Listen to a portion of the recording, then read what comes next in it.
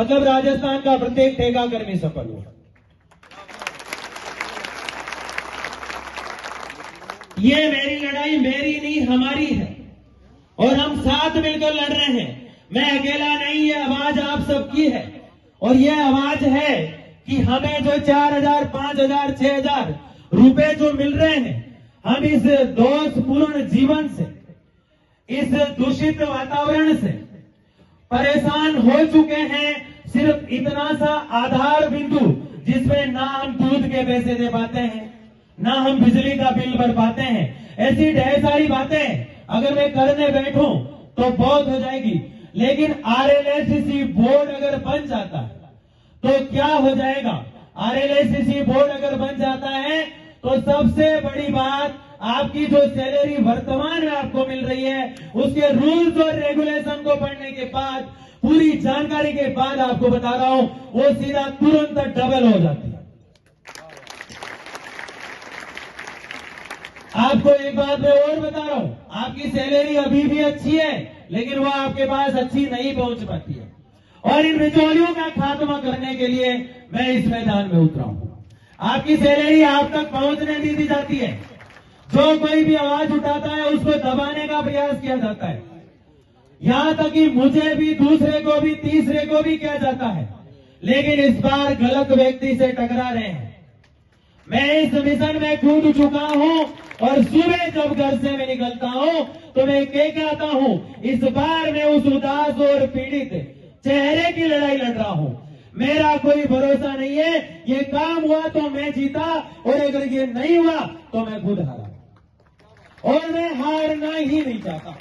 मैं कभी हारा ही नहीं हूं जिंदगी में। और मैं कभी मैं सोचता कि अगर मैं हार गया तो क्या होगा। अगर जैसे मैं सोच रहा हूं बिना डर के इस मिशन को उठाने की, वैसे प्रत्येक यूथ का व्यक्ति, प्रत्येक जन सजन इस बात को सोच ले। नहीं डरना है आपको। कई लोगों के फोन आते हैं, ठेकेदार ने हटा दिया। ये जो ठेकेदार नाम की चिड़िया है, जैसे अभी कुछ समय पहले एक भाई साहब ने बात कही कि एक व्यक्ति को हटाता है, दूसरे दिन पूरा हॉस्पिटल बंद।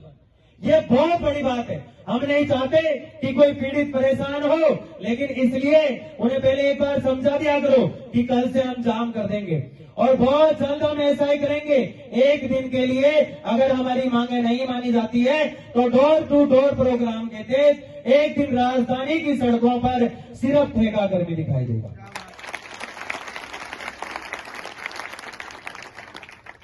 आज युवा मित्रों की आप हालत देख रहे हो। जो बात मैं बताने जा रहा हूं उसको आप समझना। इसमें सरकार के मिशन की बात मैं बता रहा हूं। मैं किसी पार्टी के अगेंस्ट नहीं कर रहा हूं और ना मैं किसी पार्टी से हूं। मेरा सबसे ये कहना है कि आज युवा मित्रों को हटाया गया, आज उनकी झोपड़ी चल रही है। याद रहे कि हमारा मकान भी घास का है, हमारी झोपड़ी भी घास की है। आज वोकेशनल एजुकेशन वाले टीचरों का, हेल्थ केयर वालों का दोबारा टेंडर नहीं हो रहा है। कल को आपको समस्या आ सकती है। यानी कि हमारी सबकी लड़ाई एक है और इस लड़ाई को कैसे लड़ना है ये मैं लगातार आपको बताता आ रहा हूं। दूसरा मुद्दा मैंने उठाया कि सदन में यह आवाज गूंजनी चाहिए। लगभग 127 विधायकों से मिला। बहुत बड़ी बात थी, बहुत चुनौती थी। आचार संहिता के उस दौर में अपने काम को करते हुए, अपनी सर्विस को करते हुए, मेडिकल ले लेके, छुट्टियां ले लेके, जैसे तैसे करके मैंने प्रत्येक व्यक्ति को टच किया। और जिन जिन विधायकों से मैं मिला उसमें से सिर्फ 2 ने आवाज उठाई। इसका मतलब राजनीति के भरोसे हम नहीं बैठ सकते। आपने देखा विधानसभा में 2 बार आवाज उठी है और वो 2 विधायकों ने उठाई है। मैं मिला तमाम विधायकों से और आप में से कई टीम के साथी गए और अलग अलग तरह से मिलकर आए। अभी कुछ दिन पहले मैं महाराष्ट्र के एक टूर पे था। पीछे से मेरे टीम के साथियों को हमारे विधानसभा के जो अध्यक्ष है उनके पास भेजा। मैं उस समय मौजूद नहीं था, लेकिन उन्होंने उन साथियों से यह कहा कि सीएम साहब लोन दे रहे हैं, आप लोन ले लो। आप इस नौकरी के चक्कर में क्यों पड़ रहे हो? क्या हम वहां लोन लेने गए थे? मुद्दे से हमें हटाया जा रहा है, उनके मोबाइल छीने जा रहे हैं। इसके खिलाफ अभी मानहानि का मामला दर्ज कराऊंगा। यानी कि प्रत्येक ठेका कर्मी को जगह जगह परेशान किया जा रहा है, प्रत्येक व्यक्ति को। आप ये जानते हैं कि हमें परेशान क्यों किया जा रहा है? वो इसलिए किया जा रहा है क्योंकि हम एक नहीं है। जिस दिन हम संगठन बन गए, जिस दिन हम एक हो गए, एक को कहीं भी आ चाहिए, जिस दिन हम साथ खड़े हो गए उस दिन हम इस जंग को जीत जाएंगे। आप में से कईयों को मेरी बात मजाक लग सकती है, लेकिन मैं जिस मिशन पे निकला हुआ हूं वो मिशन बहुत बड़ा है। इस मिशन में मैं लगातार पिछले 3 महीने से चला जा रहा हूं। अब मुझे पूरे राजस्थान से सपोर्ट मिल रहा है और ये जो RLSCC बोर्ड है ये आपका नहीं, आपके बच्चों तक का भविष्य है। और ये बोर्ड अगर बनेगा तो वो आप सबके सहयोग से बनेगा, नहीं तो मुश्किल है। आपका सहयोग मुझे कहां चाहिए? मैंने कभी आपको नहीं बुलाया अभी तक, लेकिन इस डोर टू डोर प्रोग्राम के तहत मैं चाहता हूं अगली हुंकार हमारी जयपुर में जब भी भरी जाए तो यहां जितने लोग बैठे हैं उससे डबल संख्या में सिर्फ आप कोटा संभाग से आएंगे। और मुझे पूरी उम्मीद है कि आप लोग आएंगे। अभी 3 दिन पहले मैं एक धरना कर रहा था, 4 घंटे के अंदर पूरा सिस्टम हिल गया और पूरी एक प्रशासनिक मीटिंग बैठी। उस प्रशासनिक मीटिंग ने डिसीजन लिया कि तुरंत इनका काम किया जाए। लोकतंत्र में सिर गिने जाते हैं और जब तक सिर काउंट नहीं कराते हैं कोई भी काम नहीं होता है।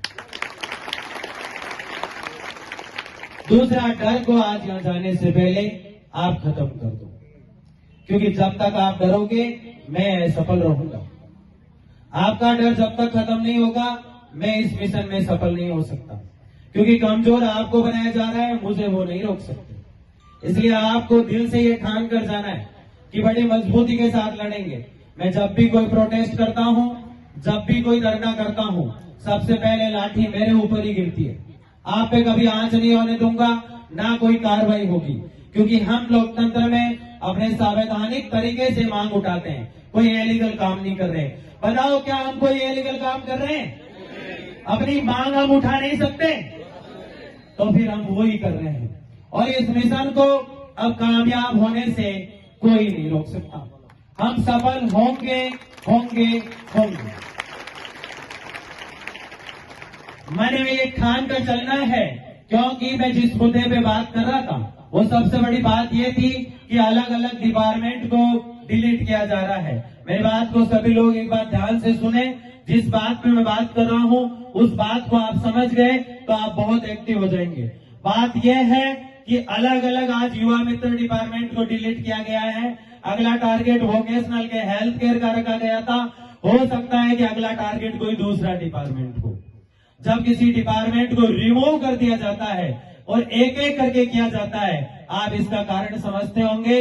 वो इसलिए एक एक करके किया जाता है, अगर एक साथ ऐसे टेंडर वाले मामले और ये सब कुछ खत्म कर दिया गया तो पूरे राजस्थान में आंदोलन हो जाएगा। मैं इस बात को भली भांति समझता हूं, शायद आप भी समझ पाए।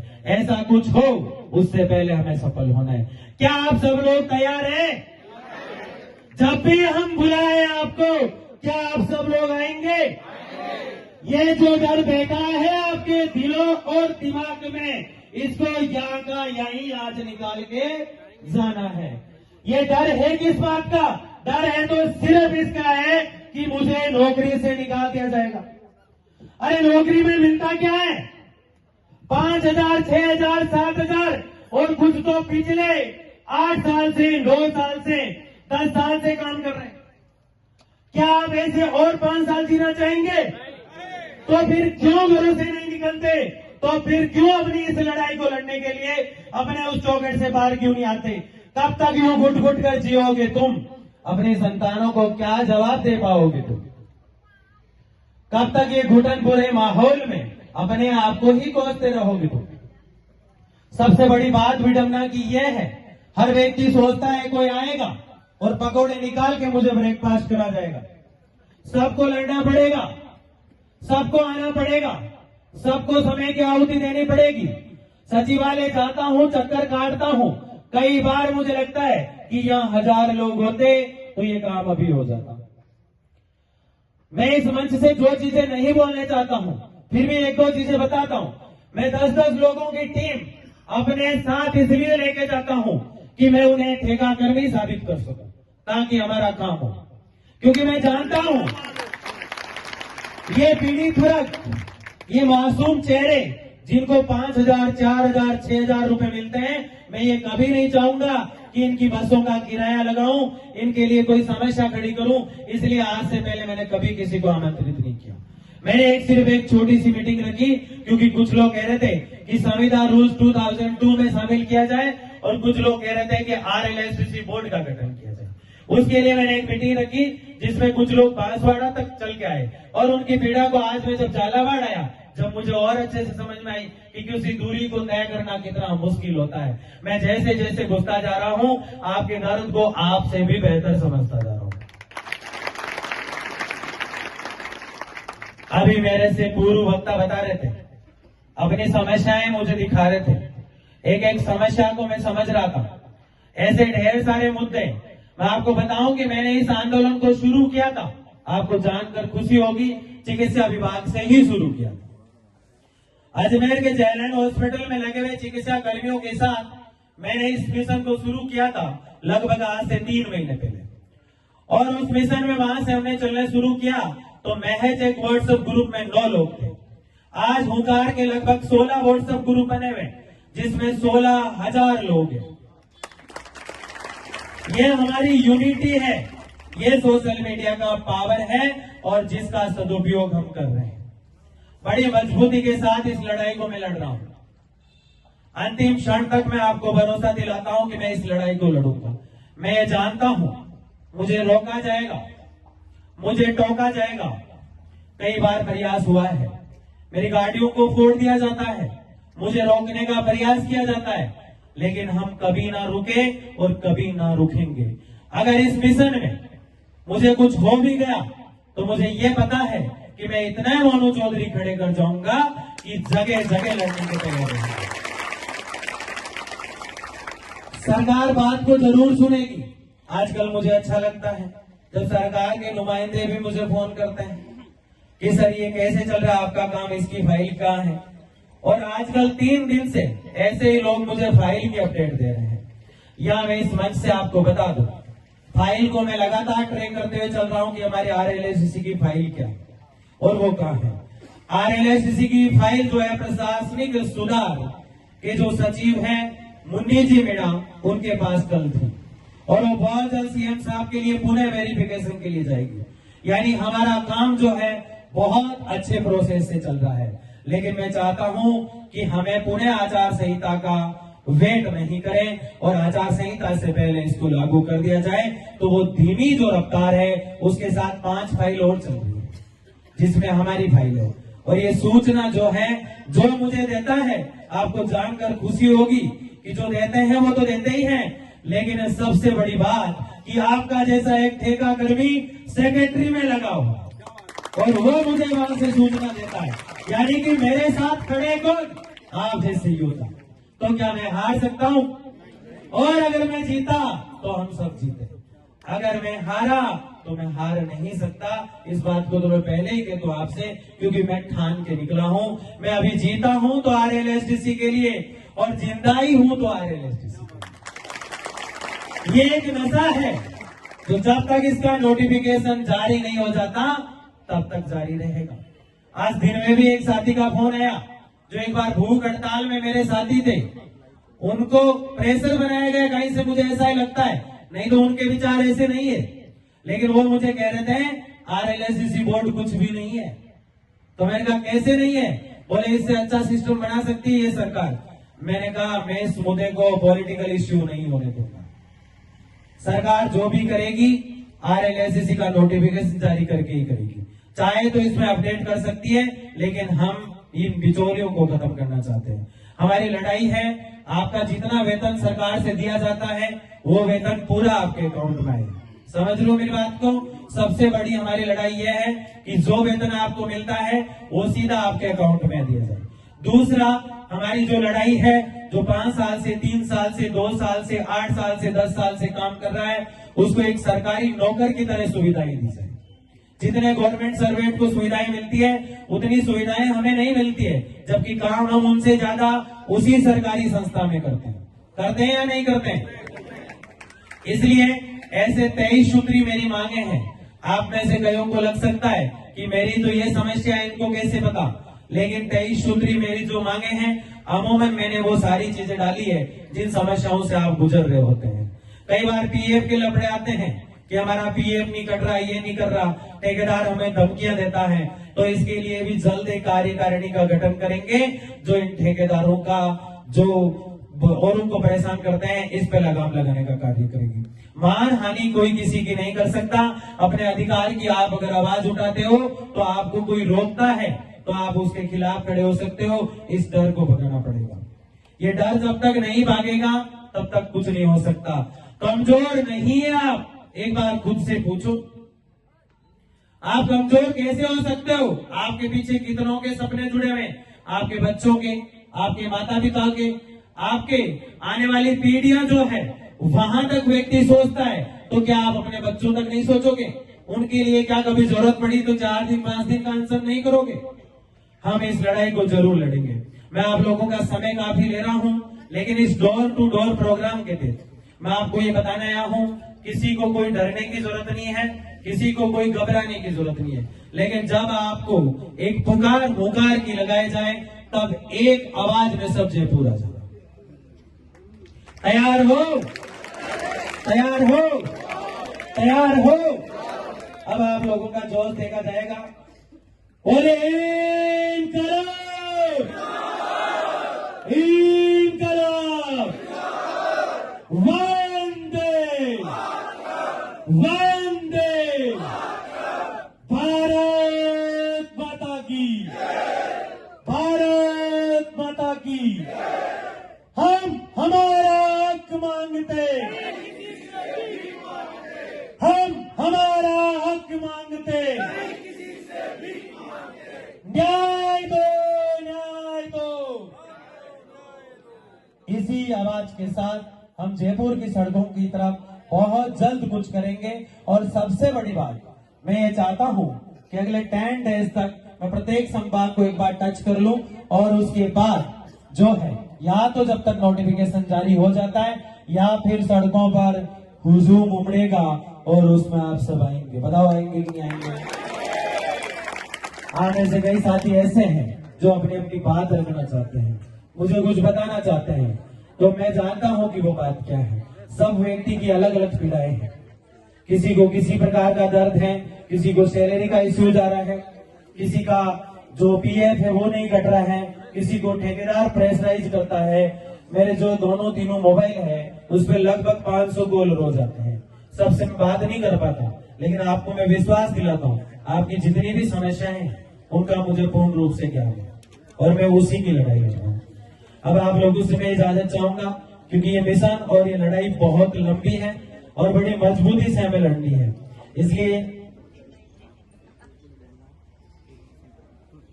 जी, और एक बात, यहाँ जो प्रशासनिक जिनके नाम लेना उचित भी रहेगा, लेकिन मैंने पहली बार पूरे राजस्थान में देखा है कि आपको यहाँ प्रशासनिक यानी सरकारी अधिकारियों का जो सपोर्ट मिल रहा है वो वास्तव में काबिले तारीफ है, वो वास्तव में काबिले तारीफ है।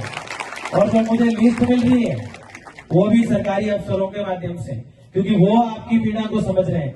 मैं इस मंच के माध्यम से कहना चाहता हूँ, प्रत्येक राजस्थान के जैसे हॉस्पिटल का ये डिपार्टमेंट है, वैसे प्रत्येक डिपार्टमेंट के अधिकारी और प्रशासनिक अधिकारी जिस दिन ये बात को समझ लेंगे, इस बात को भली भांति जान लेंगे कि हमारे इर्द गिर्द नौकरी करने वाला ये बच्चा या ये व्यक्ति या ये महिला 7-8 हजार में अपना पेट जो है वो कैसे पाल रहा है, इस बात को जिस दिन उसने फील कर लिया उस दिन हमारी लड़ाई और भी आसान हो जाएगी। तो यहाँ का जो वास्तव में जो अधिकारी है उनके लिए ताली। यहाँ मुझे लिस्ट मिली है, आप लगभग हॉस्पिटल में यहाँ इसी कैंपस के अंदर 1500-1600 के आसपास है। एक लिस्ट मुझे भाई साहब ने दी, लगभग 1800 के आसपास ऑल ओवर पूरे झालावाड़ के आसपास के क्षेत्र में लगे हुए हैं। ऐसे करके पूरे कोटा संभाग की लिस्ट मेरे पास आ जाएगी।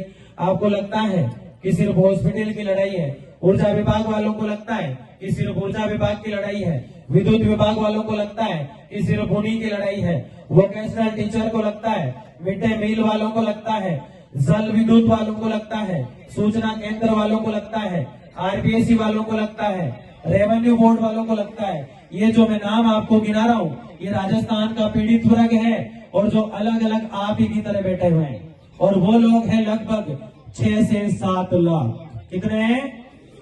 6 से 7 लाख। और इन लोगों को जगाने का जो मैंने बीड़ा उठाया है, मैं आप लोगों से सुचारू रूप से इस कार्यक्रम को और इस मेरी गति को मजबूती देने के लिए बहुत बहुत साधुवाद,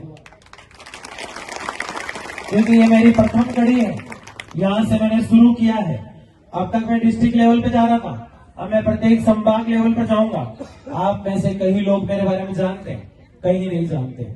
मैं एक लेक्चरर हूं और मुझे अधिकतर काम जो है वो कॉलेज और कोचिंग इंस्टीट्यूट के संभालने पड़ते हैं।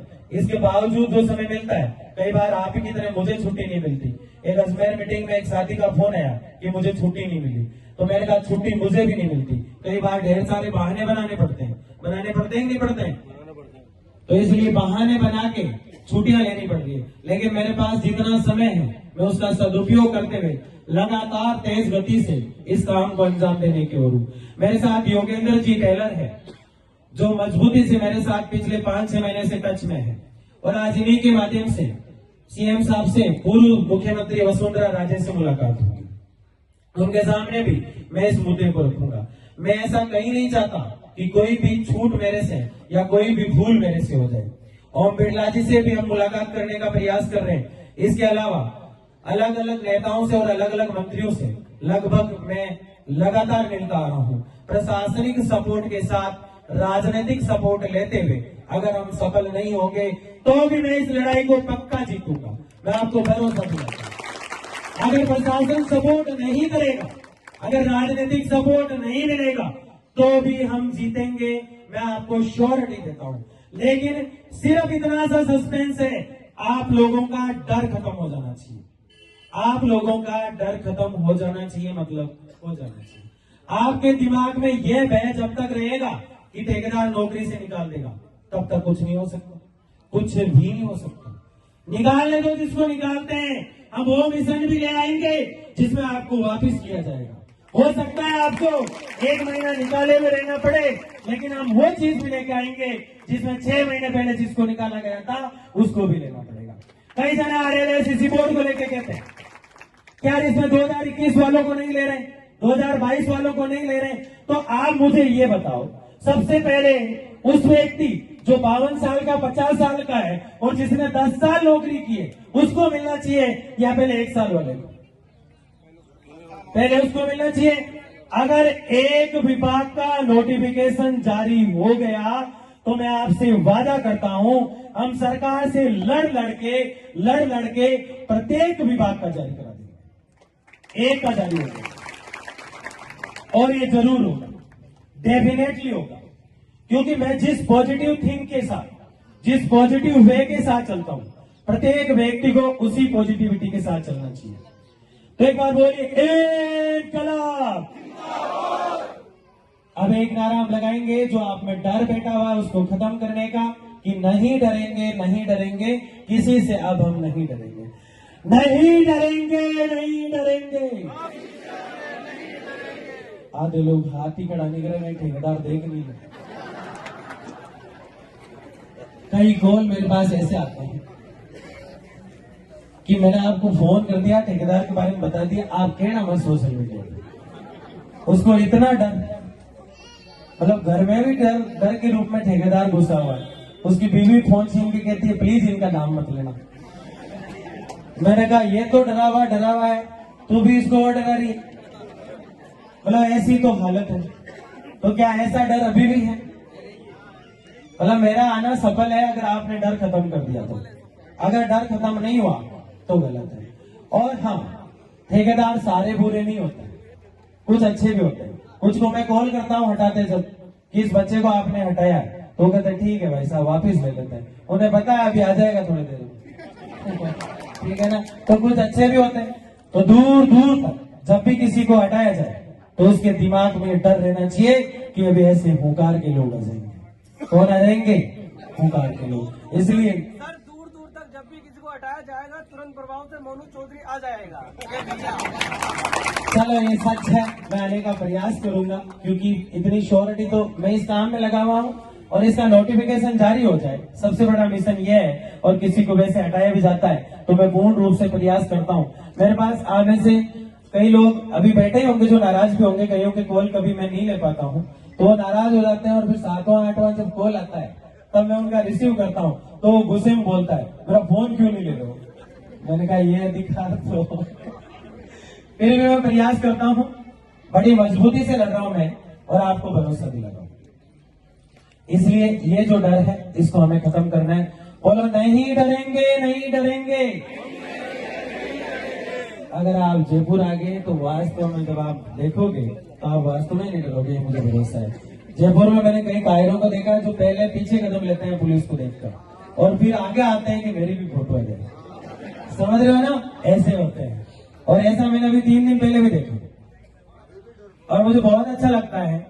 जो व्यक्ति आता है आंदोलन में, भगवान ने ये एनर्जी मुझे दी है कि वो फिर जाने का नाम नहीं लेता जब तक मिशन पूरा नहीं हो जाता। इसलिए जब भी कभी प्रोटेस्ट हो, एक बार आ जाना, वह रोकने की क्षमता मेरे में है। इसलिए मजबूती के साथ हम लड़ेंगे। और एक बार आप लोगों का सपोर्ट तो मुझे मिल ही रहा है, लेकिन इसके अलावा जो लीडर है, जो अलग अलग यूनियन के अध्यक्ष है, वो भी अब काफी हद तक मुझे सपोर्ट करने लगे। मैं आप दिल की बात आपको एक बताता हूं कि कई यूनियन ऐसी हैं जिनमें 3-3 गुट बने हुए हैं।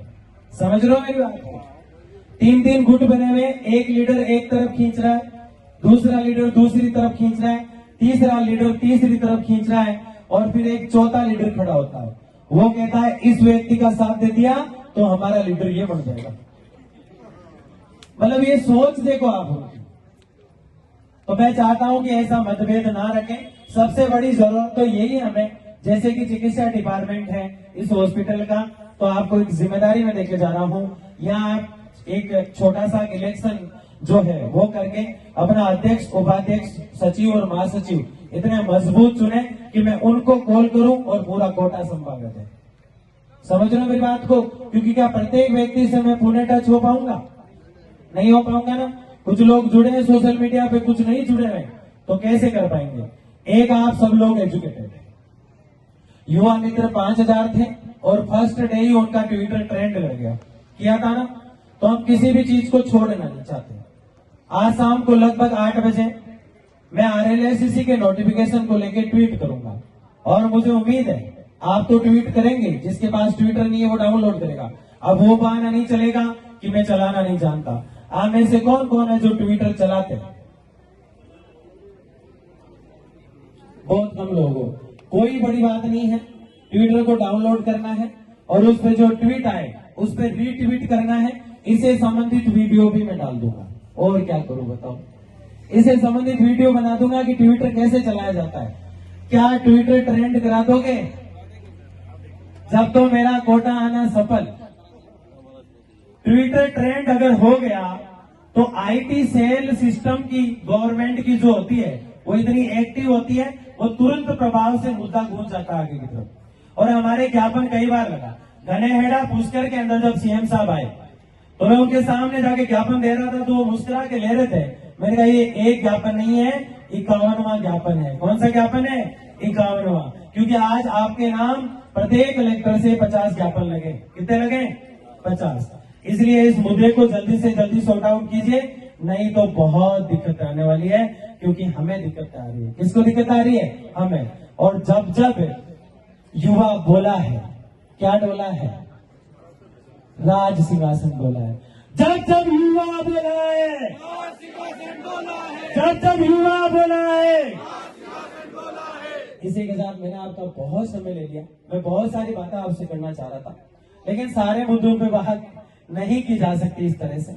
अक्सर मैं बताता रहता हूं आपको, लेकिन जब भी आपको आवाज लगाई जाए। और सबसे बड़ा काम जो है मैं आपको ये देके जा रहा हूं कि यहाँ की यूनिटी का नाम लेते हुए मुझे पूरे राजस्थान में फक्र होना चाहिए कि कोटा संभाग की, जिसके अंदर झालावाड़ है सबसे मेन रीढ़ की हड्डी, तो कोटा संभाग की जो मजबूत टीम है वो इतनी मजबूत है कि मुझे उसका नाम लेते हुए हर जगह प्राउड फील हो और एक मैसेज पर आप एक साथ आ जाएं, ऐसा होना चाहिए। क्या ये काम पूरा करोगे आप? पक्का करोगे? ठीक है ना? आपसी मतभेद नहीं बुलाओगे और जो अध्यक्ष बने हुए हैं वो भी नहीं बुलाएंगे, ठीक है ना। अध्यक्ष वगैरह जो भी है उनको बिठा के, मतभेद वगैरह है मुझे नहीं पता है या नहीं है, लेकिन उसको खत्म करोगे, ये बात मैं जहां जा रहा हूँ वहां कहता हूँ। और एक मजबूत यूनिटी बनाओ। आप में से किसी को कौन हटाएगा ये तो आप खुद ही संभाल लोगे। मुझे तो वो सचिवालय और सरकार का जो RLSC का नोटिफिकेशन है वो संभालने दो। समझ गए मेरी बात को? ठीक है, बहुत बहुत धन्यवाद। पुणे एक बार इस झालावाड़ की धरती का तहे दिल से शुक्रिया। हमारा नेता कैसा हो, हमारा नेता कैसा हो, हमारा नेता कैसा हो, हमारा नेता कैसा हो। निश्चित ही बहुत ऊर्जावान उद्बोधन भाई मोनू चौधरी के द्वारा, क्योंकि जिस उम्मीद को लेकर आए थे ये सब प्लेसमेंट कर्मचारी, उनकी उम्मीदों को आपने उद्बोधन में पिरोया है। कृपया ये सूचना है, कोई भी प्लेसमेंट कर्मचारी ना जाए